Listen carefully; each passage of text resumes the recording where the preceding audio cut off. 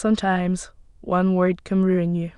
For me, that word was barren. My ex-husband spat it at me like poison in front of his new wife.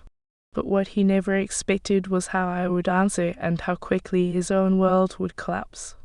Believe it or not, what I'm about to tell you isn't fiction. It isn't a story I read online or something I pieced together from someone else's life. This is my reality. It happened to me and it changed everything. My name is Sarah, and for 15 years Mark wasn't just my husband, he was my world, my air, my one constant in a universe that never stopped changing. We met in college, so young, with eyes on fire and hearts overflowing with dreams that felt as real as the sun in the sky. The brightest, most cherished of them all was the dream of a home filled with the sound of children's laughter. We saw it so clearly, as if we were already watching the movie of our future, decorating the Christmas tree while tiny hands reached for shiny ornaments, clumsy but precious drawings hanging on the fridge, tiny sneakers scattered at the front door next to our shoes. Everything seemed perfect, even idyllic, until the moment we decided we were ready to make that dream real. Year after year went by, and the dream stayed just that, a dream, untouchable and out of reach. The empty rooms in our lovingly built home stopped being a promise of the future and turned into silent accusations. The quiet that once felt peaceful and warm grew heavy, suffocating, almost tangible. It filled every corner, seeped into every crack, and there was nowhere to hide from it. The marriage I thought was unbreakable began to crack. At first, they were just faint hairline fractures I could excuse as stress or bad moods. Mark started making jokes at family gatherings. Well, looks like Sarah and I are destined to be those cool aunt and uncle who give the best gifts, he would say with a strained smile that never reached his eyes. But I saw the pain in them and something else. Something cold I hadn't noticed before. I forced myself to smile back, to keep the illusion alive, but inside I was crushed.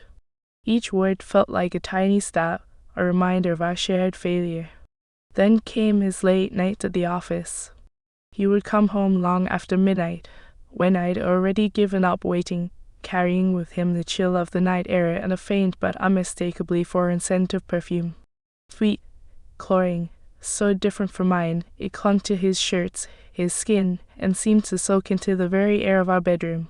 When I finally gathered the courage to ask, his face hardened instantly. He went on the attack, twisting the conversation until somehow I was the guilty one. Maybe if you weren't so obsessed with this baby thing, I'd actually want to come home earlier, he snapped, his voice like ice. The injustice of it burned like a hot iron. My stress, my grief, my despair, all born from our shared struggle, our failed dream, and he threw it back at me as my flaw, my obsession that was ruining his life. I swallowed my tears and stayed silent, still convincing myself this was just a rough patch we had to survive. I couldn't have imagined the truth was far darker. This wasn't the beginning of the end. It was the beginning of a nightmare I would spend years trying to escape. At first, life with Mark had felt like a fairy tale. I remember the day we bought our first house. It wasn't just bricks and wood, it was a canvas we were going to paint our future on. We spent whole weekends painting the walls in warm, sunny colors. I can still remember the smell of fresh paint mixed with cheap pizza we ate on the floor because we didn't have a table yet. Mark wrapped his arms around me, smearing white paint across my nose, and whispered, "Just imagine one day our son or daughter will be running through these halls." His voice was so tender, so certain, I never doubted him for a second. The second bedroom was immediately declared the nursery. We left it empty on purpose, saving space for the future. Sometimes in the evenings we'd sit on the floor against the wall and dream out loud. "The crib will go here, by the window," I'd say. "And over here, a big dresser for tiny clothes," he'd add.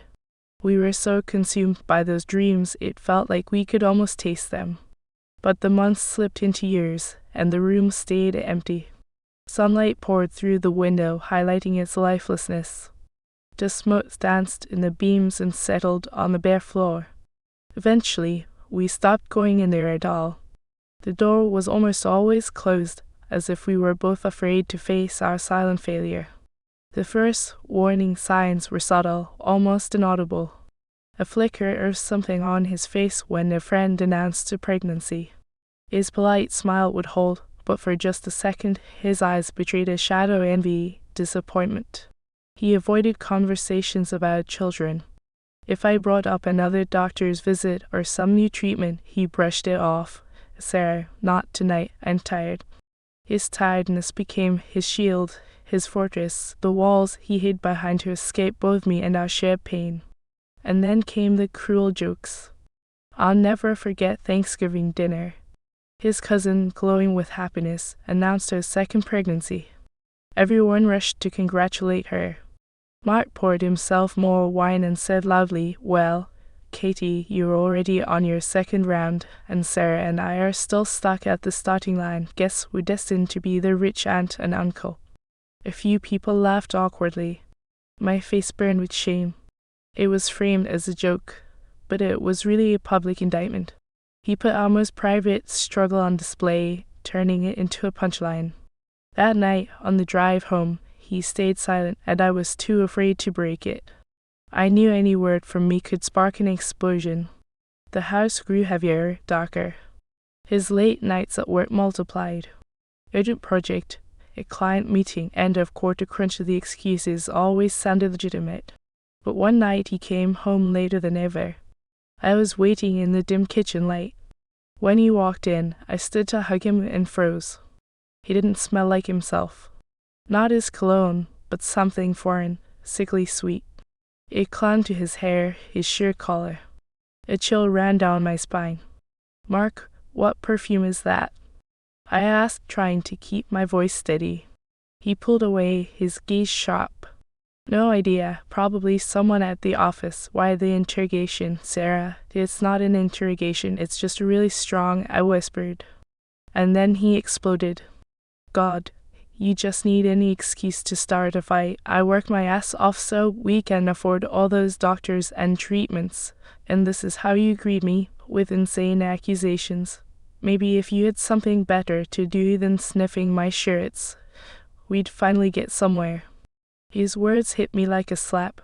He didn't just dismiss me, he erased everything, my feelings, our efforts, our dream. He painted me as some crazy, hysterical woman while he was the noble martyr carrying the burden. That night, for the first time, I slept on the couch. I lay awake, staring at the ceiling, listening to the clock tick off the last seconds of our marriage. I didn't know then that the worst, the cruelest humiliation was still ahead. But I could already feel the cold breath of catastrophe on my neck. After that night, when he accused me of sniffing his shirts, something inside me broke. The fragile hope that we were just going through a rough patch crumbled into dust, leaving behind only the bitter taste of fear. The silence in our home changed. It wasn't heavy anymore, it was icy, hostile. We moved through the house like two ghosts trying not to cross paths. His touches became rare and mechanical, and every attempt I made to start a conversation hit a wall of cold irritation. The suspicions that once whispered faintly in the back of my mind grew into a constant, deafening roar. I started noticing details I had brushed aside before. His phone, which used to lie face up on the nightstand, was now always flipped over or stuffed in his pocket. The moment I walked into a room, he would slam his laptop shut to minimize a chat window. Each small movement was a sharp, painful stab confirming my worst fears. I began living in constant tension. My body reacted on its own whenever he came home. At the sound of his car pulling into the driveway, my hands went cold. My heart raced in dread of another lie or another cutting remark. The scent of foreign perfume became my personal tormentor. Sometimes it wasn't there and I would breathe a momentary sigh of relief. But more often, it lingered on the collar of his jacket, that sweet, suffocating smell of betrayal. The breaking point came on a Tuesday. Mark was late again, this time claiming he had an urgent meeting with investors. I stayed up, sitting in the living room, sorting through mail just to keep my hands busy. Among the bills and junk flyers was an envelope from our bank with a monthly credit card statement. Normally, I never looked at it. Mark always handled those. But something made me open it. My eyes skimmed down the list: grocery store, gas station, pharmacy, and then froze. One charge, made 3 weeks later, was from Tiffany and Company. The amount was huge, several $1,000s. My mind ran through every holiday, every occasion. Nothing. I hadn't received jewelry from him in over 2 years. I sat in a heavy silence, broken only by the ticking of the clock and the pounding of my heart. My eyes stayed locked on that single line of text. This wasn't just suspicion, not some guess born from a smell or a cold look. This was evidence. Cold, hard, and undeniable. The fog in my head lifted, leaving behind a sharp, glass-like clarity. It wasn't paranoia. It was betrayal. I didn't yet know the worst was still to come. But I knew one thing for certain: I couldn't stay silent any longer. I didn't move when I heard his car pull into the driveway. I sat at the kitchen table under the glow of a single lamp, the bank statement in front of me like a death sentence for our marriage. The paper felt icy, its sharp edges cutting into my fingers, though I felt no pain, only a dull, pulsing emptiness inside. The silence in the house was so thick it seemed I could hear dust settling onto the floor. The door opened. Mark walked in, tossing his keys onto the hall table. He was in a good mood, even whistling a tune. "Sarah, why are you sitting in the dark?" he asked cheerfully as he stepped into the kitchen. He froze when he saw my face and the paper in my hands. His smile slowly faded. I didn't waste time. I slid the statement toward him. "Tiffany, 3 weeks ago, Mark. It wasn't my birthday. It wasn't our anniversary. So tell me, what special occasion did I miss?" His eyes darted to the line item. For a split second, I saw panic, but he quickly regained control. His face hardened into the same impenetrable mask he always wore when he was about to lie. "Oh, that," he said with a casual wave. "Corporate gift for our partner's wife. Big deal. You know how it is." The lie was smooth, rehearsed. But I was ready. "Funny," I said, my voice frighteningly calm, even to me. "Because today I spoke with your assistant about our insurance forms. He mentioned that all corporate gifts have been handled centrally through marketing for over a month now, and definitely not at Tiffany's." The silence that followed was deafening. The mask cracked. His face twisted with rage, the fury of a cornered animal. And he did what he always did. He went on the attack. "So now you're spying on me," he shouted, slamming his palm on the table. "Digging through my papers, interrogating my staff. What have you turned into, Sarah? A pathetic, paranoid hysteric. I've turned into a woman whose husband lies to her face." I screamed back, the dam I had been holding inside finally bursting. Tears streamed down my cheeks. For years I felt guilty for not giving you a child, guilty for your unhappiness, guilty every time you came home reeking of someone else's perfume, and all along, you were just living another life. He laughed. A terrible, cruel laugh. "Another life, yeah, I want another life," she spat. "I want to come home to a real woman, one who can give me in there. Not this empty shell. I want to hear children's laughter, not your endless whining about doctors. Maybe if you weren't defective, I wouldn't have to find comfort elsewhere. She, unlike you, isn't barren, barren." The word, spat with such venom and contempt, hit like a gunshot in the suffocating silence of our kitchen. It knocked the air from my lungs, left me frozen, trembling, gasping for breath. My chest ached, my hands shook, and tears blurred my vision. For a moment, it felt as if the entire world had collapsed around me. I couldn't think, I couldn't speak, only feel the crushing weight of that word echoing inside me. Something inside me snapped. The pain was sharp, searing a bit through it. A strange calm broke through. It wasn't rage. It wasn't hatred. It was clarity. I realized I no longer feared his anger, his words, or even his betrayal, because the worst had already happened. The man who had been my world had destroyed that world himself. In that moment, I knew the point of no return had been crossed. 4 years passed. 4 long years in which I rebuilt myself piece by piece. The divorce was just as ugly and humiliating as I had feared. Mark tried to prove I deserved nothing, that everything we had was solely his achievement. But with my sister's support and a good lawyer, I was able to hold my ground. I moved to another city, found a new job, new friends, and I met David. He was everything Mark wasn't, a kind, patient, someone who saw me not as a problem to be solved, but as a woman to be loved. For the first time in years, I felt whole again. And then a miracle happened, a miracle I had long since stopped believing in. I became pregnant.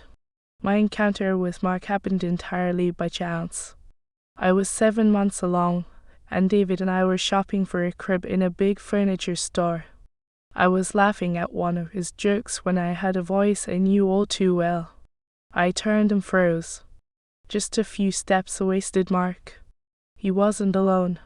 Next to him was a polished young blonde, and holding her hand was a little boy, no more than 3 years old. He noticed me too.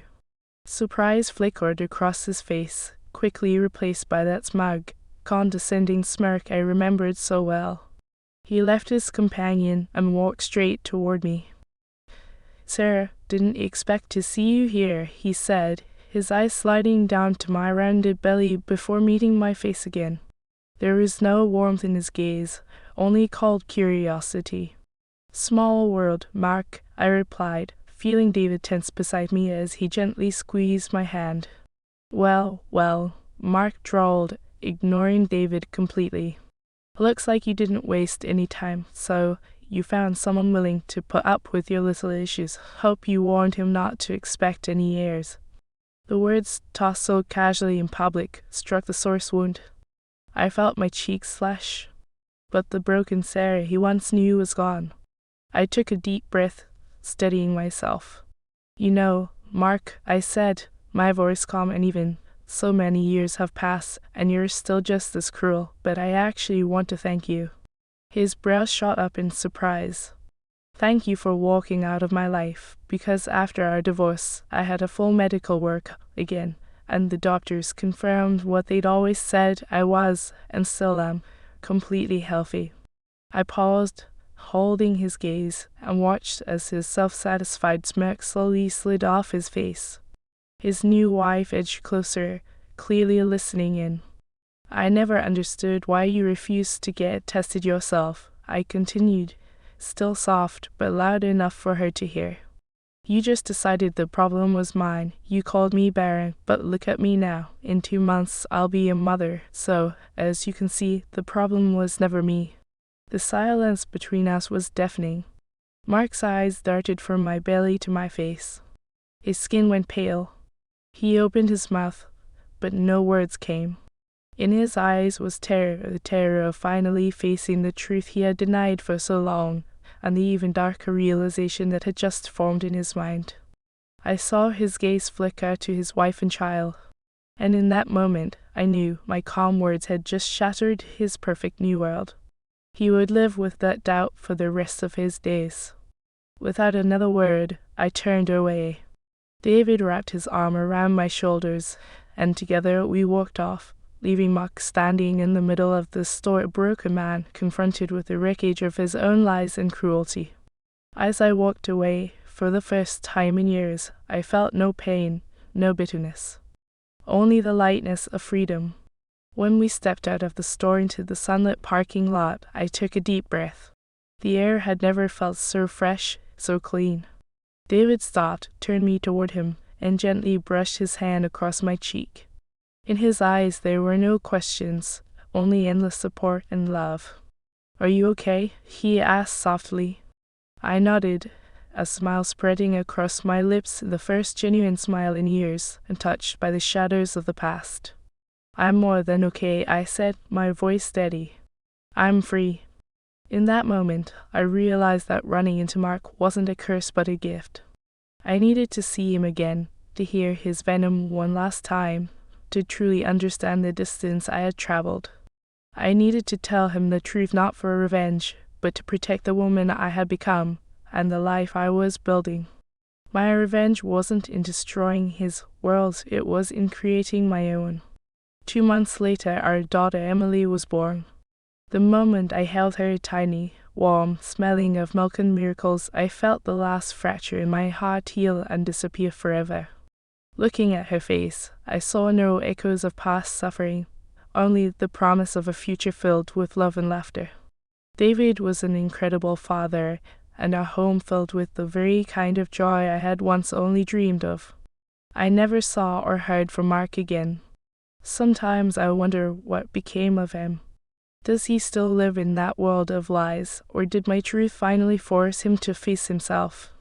Did he ever take the test? I don't know, and honestly, I don't care. His story ended for me in that furniture store. My story was only beginning. I learned that sometimes the most painful endings are really the start of something beautiful. True strength isn't about forgetting the past, it's about refusing to let it define your future. I stopped being a victim of circumstance and became the author of my own life. And that, I discovered, is the sweetest victory of all. That's the end of today's story. Thank you so much for staying with me until the end. I'd love to hear your thoughts, so share them in the comments below. I truly enjoy reading what you have to say. If you'd like more, check out the full playlist linked in the description of this video. New real stories are on the way, and I'd love to share them with you. Hopefully, I'll see you next time. If this journey resonated with you, please hit subscribe and tap the bell so you'll never miss the latest stories. Thank you for listening, and remember, even the hardest drama stories can end with freedom and dignity.